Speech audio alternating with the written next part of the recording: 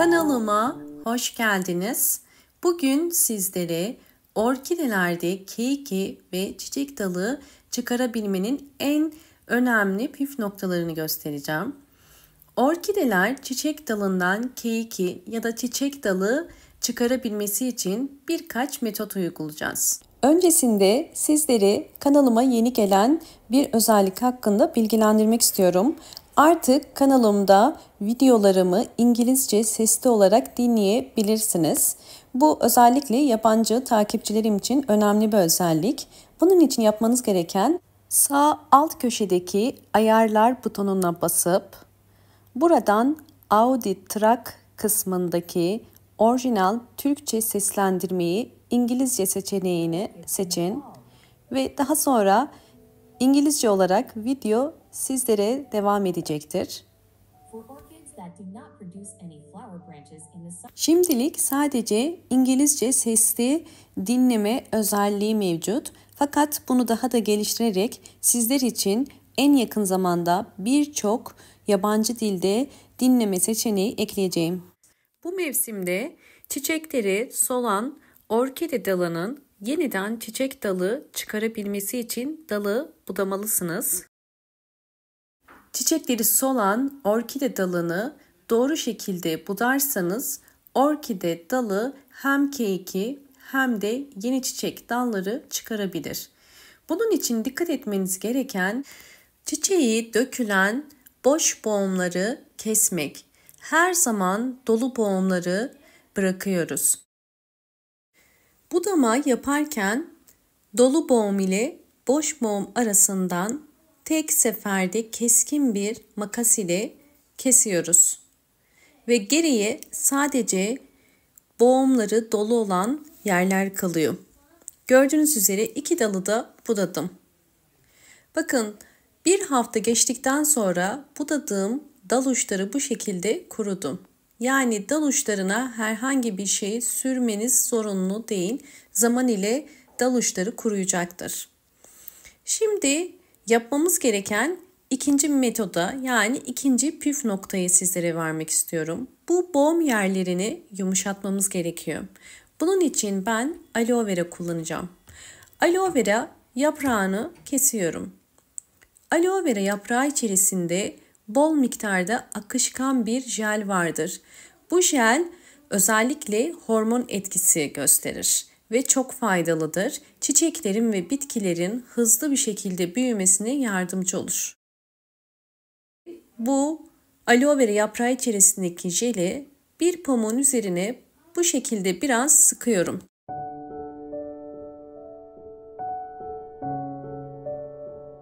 Daha sonra bu pamuğu üst boğum yerlerine bu şekilde sararak bağlayacağım. Özellikle orkide dalı üst boğumlardan çiçek dalı ya da keiki çıkarır. Bu yüzden bu işlemi üst boğum yerlerine uygulamanız gerekiyor.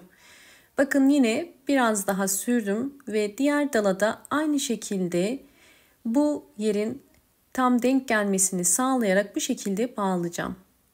Bu işlem özellikle boğum yerlerinin yumuşayarak içerisindeki küçük filizlerin hızlı büyümesine yardımcı olur.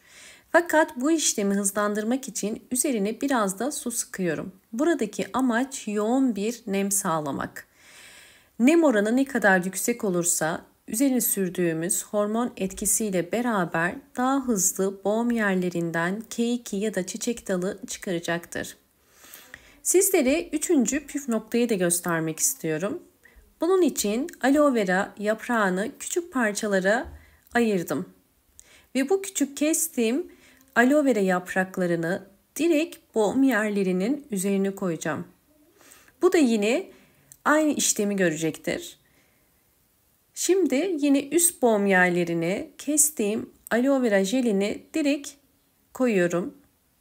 Bu yöntemde bu aloe vera jeli boğum yerlerinin üzerinde direkt kalır ve bu üzerinde kuruyuncaya kadar kalabilir. Kuruduktan sonra bunu çıkarıp tekrardan yeni bir aloe vera yaprağı koyabilirsiniz. Bu işlemi boğum yerlerinden çiçek dalı ya da keiki çıkıncaya kadar tekrarlayabilirsiniz.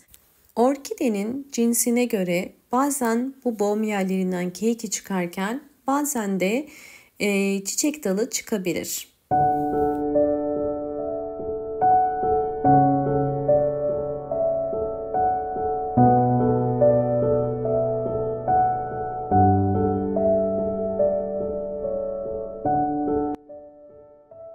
Üç metodu da uyguladım. Daha önce bu yöntemlerle sonuç aldığım orkidelerimi sizlerle paylaşacağım.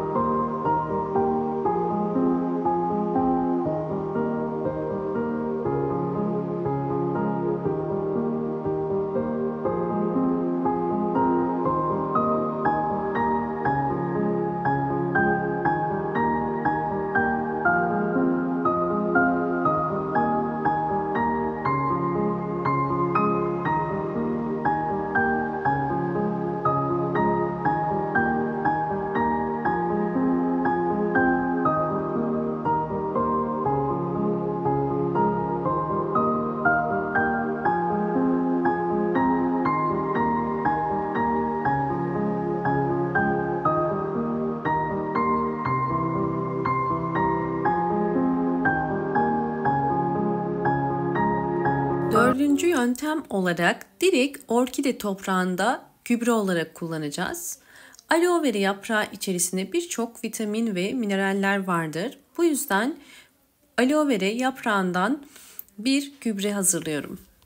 Aloe vera suyundan faydalanmak için bu şekilde bir robotun içerisine küçük küçük dilimlediğim aloe vera yapraklarını koydum ve üzerine 200 ml su koydum. Şimdi blenderdan geçiriyorum. Videomu eğer buraya kadar izlediyseniz ve beğendiyseniz hemen beğen tuşuna basıp kanalıma da abone değilseniz eğer bana destek olmak için abone olup zil sesini de bildirimleri erken almak için açık konuma getirebilirsiniz. Evet, robottan geçirdim, püre haline getirdim. Burada dikkat etmeniz gereken süzmeniz, çünkü aloe vera yapraklarının kökleri yapışmaması gerekiyor. Sadece suyunu kullanacağım.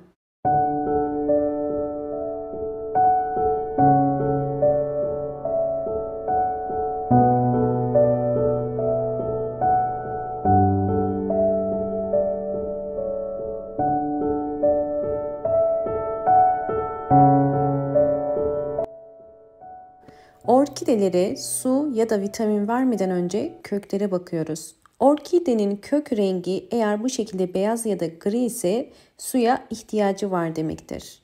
Eğer orkidenin kök rengi bu şekilde yeşil ise suya ihtiyacı yoktur. Eğer kökler bu şekilde yeşil iken su verirseniz orkideyi fazla suladığınız için köklerde çürüme, yapraklarda sararma ve çiçeklerde solma olur. Bu yüzden su vermeden önce mutlaka köklere bakın.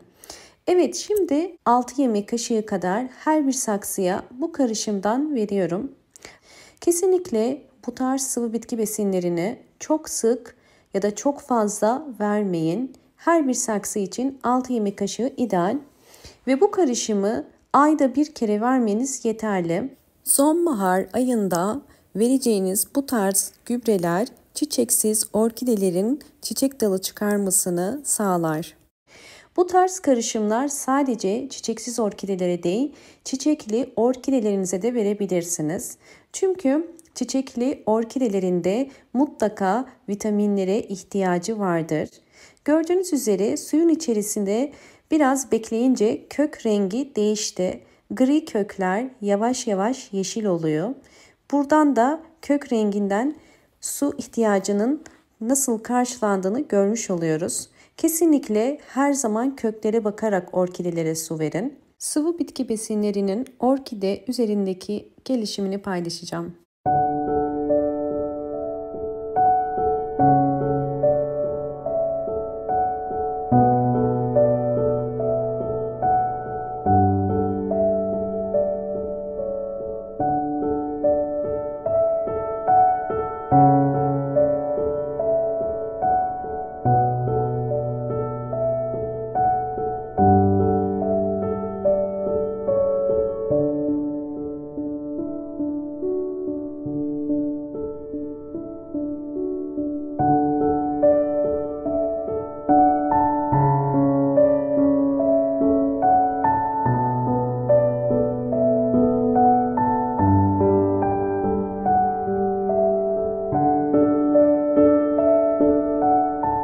Videomu buraya kadar izlediyseniz ve beğendiyseniz hemen beğen tuşuna basıp kanalıma da abone değilseniz eğer bana destek olmak için abone olabilirsiniz.